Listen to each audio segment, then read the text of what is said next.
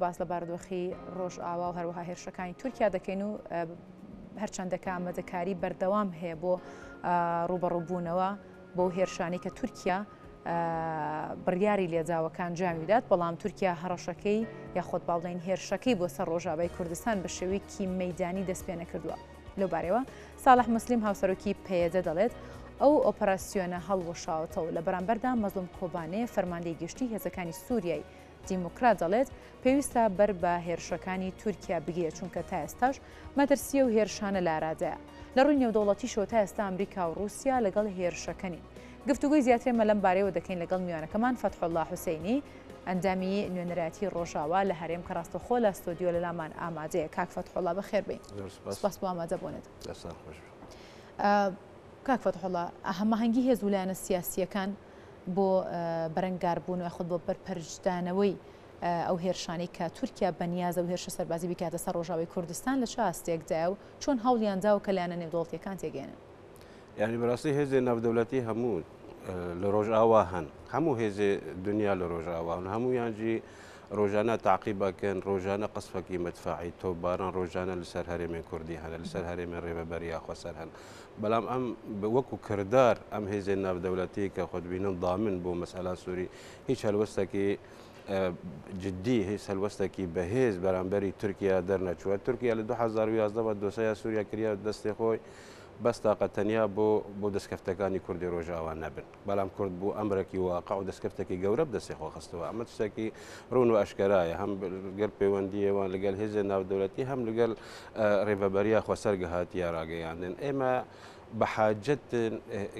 كتوافق كأمريكي روسي دروس ببا برامبري تركيا وقو ولاتك إقليمي براسي مترسيا نبس سروجاواي كردستان سر همو هريما كمترسيا سر برجوانديا أمريكا لهريما كمترسيا لسر برجوانديا روسا بلام تركيا تا استاجي أتواني بتوازنك ترازوتك نابي ونديا خان لقى روسيا لقى أمريكا أجل أتواني بون 2019 كفتنا كروسي تركي ولا يكيديك وأمريكي تركي بو أجر بس راجينا بلام تا استاجي هيش تركيا بابندي بين أبوه بالعكس 2019 تا روجي أمره تا أم لحظة أم تركيا توباراني تركيا سر هرم الكردي بردوام إما بحاجتك توافقك دولينا كتركيا مترسية تركيا كريزة سوري آلو سرك تركيا اگر اتوانی بو کوالسیون که عربی اسلامی لا خو بخوی بک بلام دوای همو چته درشون اگر اتوانی بو داعش پرورده بک و جبهه النصره پرورده بک و ایریشی هرم ما بل همو پروژانش کسی هنا ابي ام هيزي ناب دولتي جي لشونه ك بعدش بدنا كورد بعدش بدنا هيزي سوريا ديمقراطية هيزايا بك هيزايا بك بلام استاجي برامبري ولاتك داگر كروكو تركيا بيدان براسي ما بحاجتي هلوسه كناب دولتينا الام دربارك تركيا مترسيه تركيا خطره وام استهداف خلق سفير روجانا به شێوەیەکی نایقبولی کرد. باشە کاک فەتحوڵڵا کەواتە پێت وایە لەگەڵەوەدا کە لایەنە نێودەوڵەتیەکان و هەروهانەتەوەی گرتوەکانی لە هەمان کاتدا بە تەواوەتی ئاگاداری و مەترسیە گەورانن کە تورکیا دروستی کردووە لەسەر لایەنە کوردیەکانی ڕۆژئاوا و هەروەها لەسەر هەموو کورد لە هەر ناوچەیەکی دنیا هەبێت. بەڵام کەمتەرخە من لەو هەڵوێستانی کە دەبێت بەرامبەر بەو هێرشانی تورکیا خۆت هیچ کاردانەوەکانیان کەم تەرخەمی تێدایە بەرامبەر بە یاخود با بڵێن دژیە و هێرشانی کە تورکیا دەیەوێت ئەنجام دات و بەردەوامیشە لە ئەنجامدانیان. یعنی ئەم کەم تەرخەمیە هێزە ناودەوڵەتیان نەتەوەیە گرتوەکان هانی تورکیا ئەدە کە زیاتر زیادڕەوەی بکە زیاتر تەوەسعی بکە یەک بیرێک کە تو سینێری خۆ ببەزینە تەقەتەنیا لای تورکیا و داعش هەیە سینۆری خۆ دەبەزینە قەسەف دەکە تا ئێستا حوت شاری سووری داگر کردووە هیچ هەلوەستەکە ناودەوڵەتی دەرنەچوو ڕۆژانە خەڵک ئستهداف دەکە خەڵکێمەی سەرکردایمەی لەشکری خەڵکێمەی سڤیل خەڵکێمەی ئاعتیادی بەڵام هیچ هەلوەستەکە ناودەوڵەتی ئەم کەم تەرخەمی و ئەم بێباکی نەتەوەی گرتوەکان و لایەنە نێودەوڵەتیەکان لە بەرامبەرم هێرشانی تورکیا چییە؟ يعني همو برجوانديوان قال تركيا هيا بايكا جيوسياسية تركيا وكو ولاتكي بهيز وكو ولا هيزا دوام هندري ناتو دا وكو اتواني بترازيا برجواندي خلق الهيزي ناف دولتي سواء قال امريكا بالقال روس اتواني بو دروستي بكا يعني سوبا يك دروس كردو وتشتا دروس كردو بو شو ولاتي بنيري بو خطر كغزا بنابر سوري دستي او دي اتوان استفزاز همو جرجي اوروبا بكا يعني اتواني بو سر دوسيا السنه هندري سوريا ياريا كباش بك وشکستێکی گەورەژی ینی بەڵام تا ئیساژی یاری ئەکە ینی ئەبێ هێزێ ناودەولەتی ئەگەر نەبرەنگێکی سیاسی بەڕەنگێکی ئینسانی سێری ئەم کریزەهانی بگەم کریازیان سووری زیاد حەدی خۆ دەرچوو یعنی خەڵکی تازە ئیستا کە ناو شاری خۆمانت تحملە تغییرەکە دیموگرافی تازە ناکرێت شوونێک نییە تازە ئیستا ئەگەر عێریشە پێنجەمی محتەمەل تورکیا لەسەر هەرێمێن من بجو ترفعاتە ئەگەر خەڵکی من بجو ترفعات ئاوارە بن ئایا بەرۆکۆ ئەڕون هیچ شوونێکە بۆ ئاوارە بوون نەماوە لە ناو تورکیا لەبەر ئەوە هێزە ناودەوڵەتی نەتەوە یەکگرتوەکان هەر هەلوەستن هەر دایم لاواز بوو هەر دایم لاواز بوو ینی بەڵام وڵاتین دامن وڵاتین کە مناطقی نفوزیان لە سووریا هەیە بەتایبەت رووسیا و ئەمریکا ئەبێ هەلوەستیان هەبە کە ئەم وڵاتی هەرێمی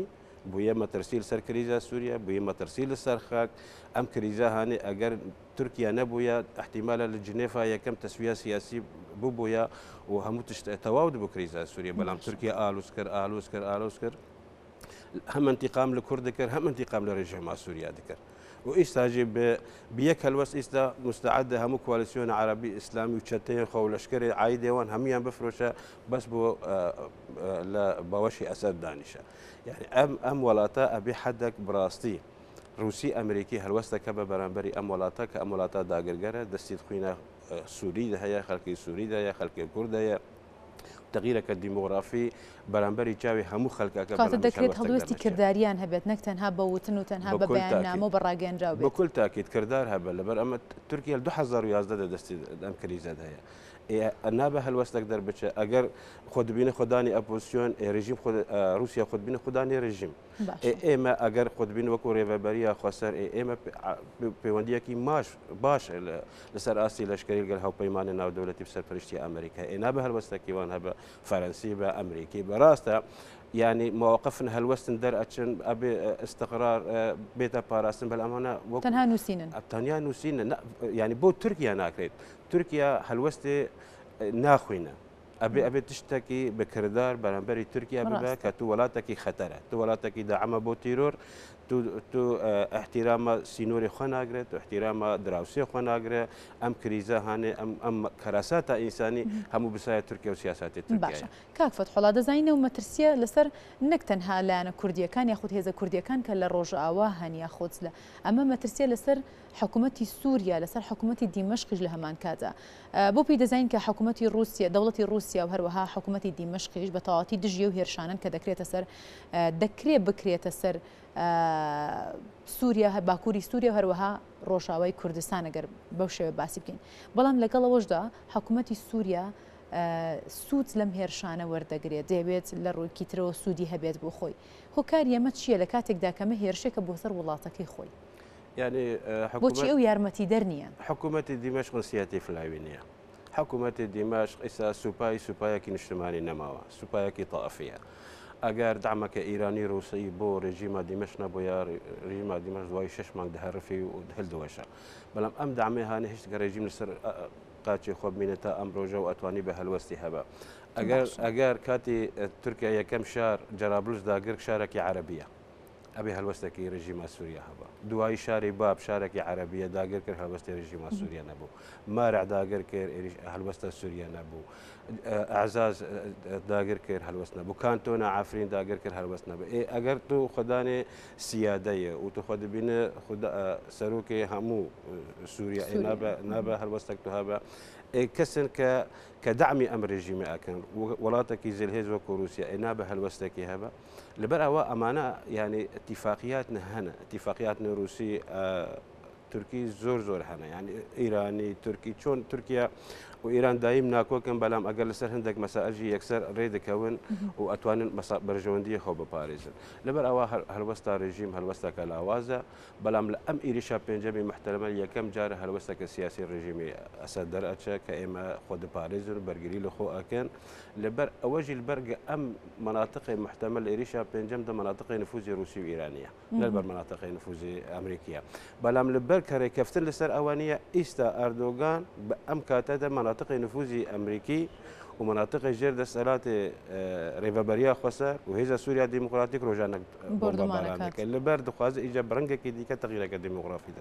طرس بلاو بكالنا وخال أنه روجانا توباران هيا روجانا درون قصف أكنوا هم خلق ما استهداف ذكا يعني أما بشيء كي تازية کە عێریشا پێنجەم ئێمە دەبێژن عێریشا پێنجەم دەستی پێ کردووە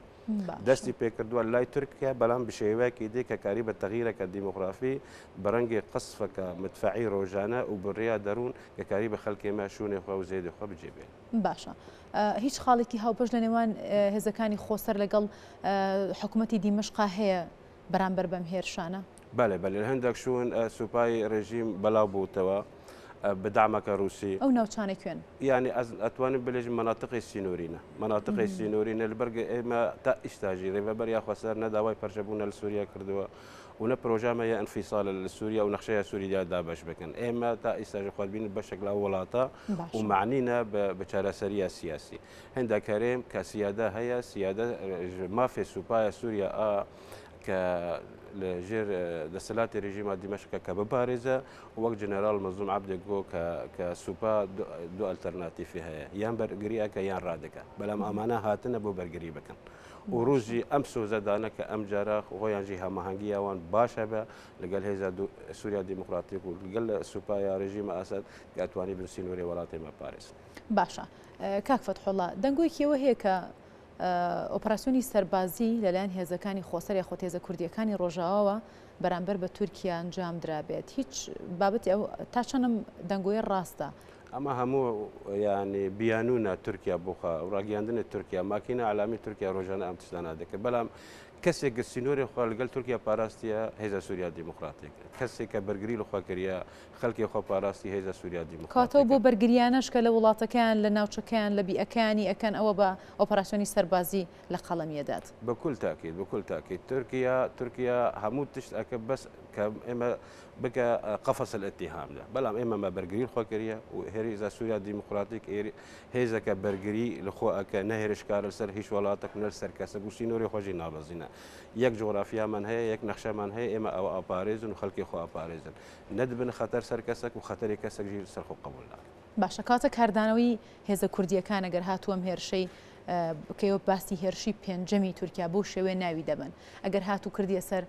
ڕۆژاوی کوردستان کاردانەوەی هێزە کوردیەکان لە ئاستی ناوخۆ هەروەها نێودەوڵەتیش چییە بن؟ یعنی هێزە سووریا دیموکراتیک پەیوەندی لەگەڵ هەموو هێزە ناودەوڵەتی کردیان کە ڕۆژانە ئێمە قەسب دەبن ئەمە دومانگە ئەردۆگان بە قسە و بکردا ڕۆژانە بەرامبەری هەموو خەک ئەلێ ئێمە عێریشەکەم ئەمە ئێوە هەلوەستان هەبێ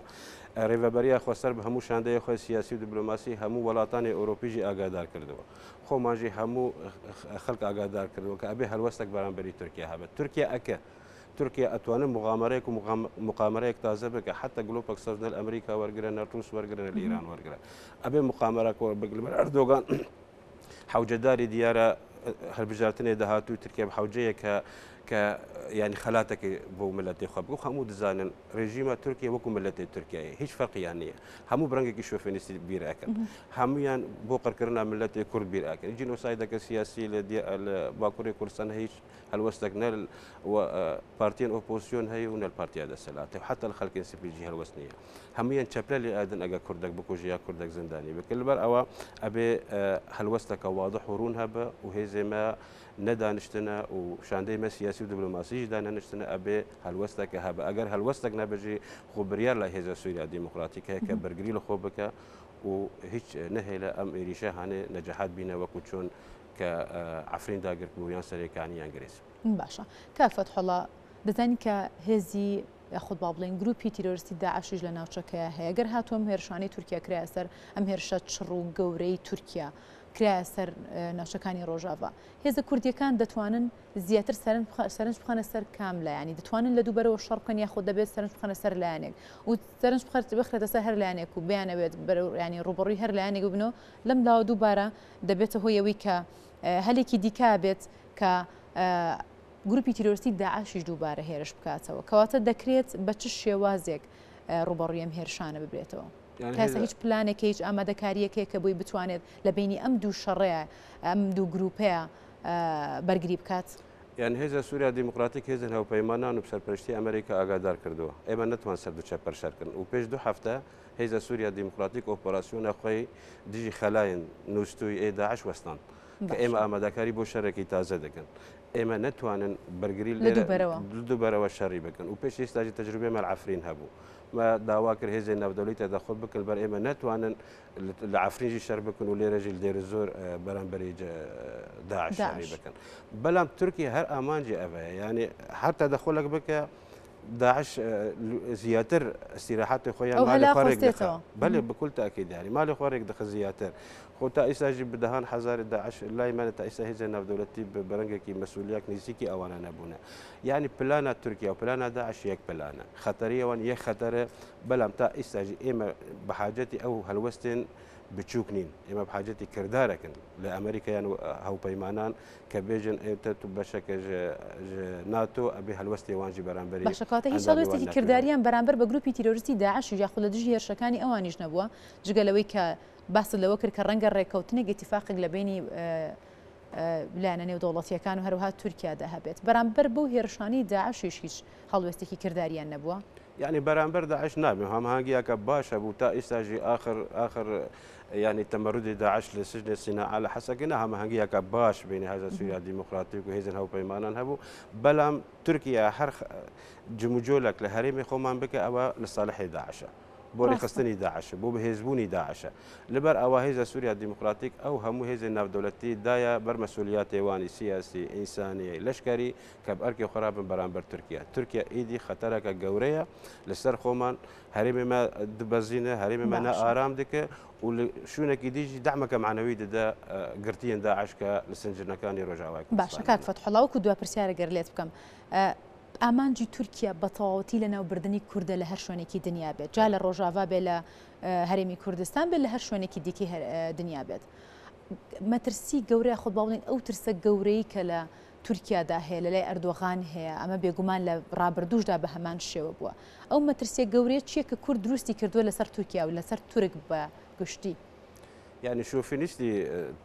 تركيا كردي قبول ناكن ناخو لهريم كردستان نروجلات كردستان يعني هموتان دشوبين رايدار تركيا وبتايبات اردوغان كاو هلي قورما الباكور عراق يعني ما بس هريم كردستان او هلا دوباره ناكن بلا موقع كيناوي هريم كردستان وتشسبان دي دستوري هميشه عراقي واقع كيناوي رجاوي كردستان نايريفا بريا خسره اردوغان راضي بن راضي باكابا راضي بن راضي بواقع هي كرد هي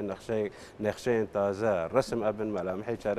چارەسەری اساسي وبيت دي واردوغان جن انتخابات هاتوج وضريبه جوره دينا تركيا اگر اردوغان پیش استادر دشو نجاحت دهنا البر وضعك اقتصادي ابوري خلق تركيا باشبو استا خلق تركيا برو خط الفقر دشن استا بيدوسي روجانا لايوانيه جنجك هي استا نفشك تازه تركيا درشو نزان سياسه شو نزان اردوغان شيء بس بيرك تير بيان برسيه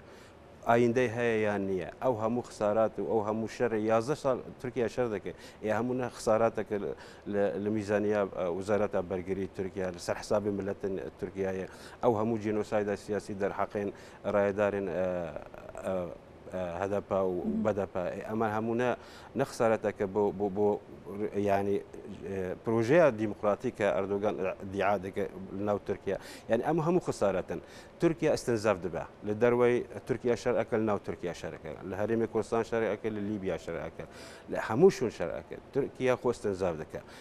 البر أواجي بلان لاي تركيا نما بلان دهاتو إيه مواد بينن سركوتن بو ملتي خومانه إن شاء الله ونبو تركيا إن شاء الله زور سباس بو فتح الله حسيني اندامي نونراتي روجابا لهرم زور سباس بو أما دبونت سباس بو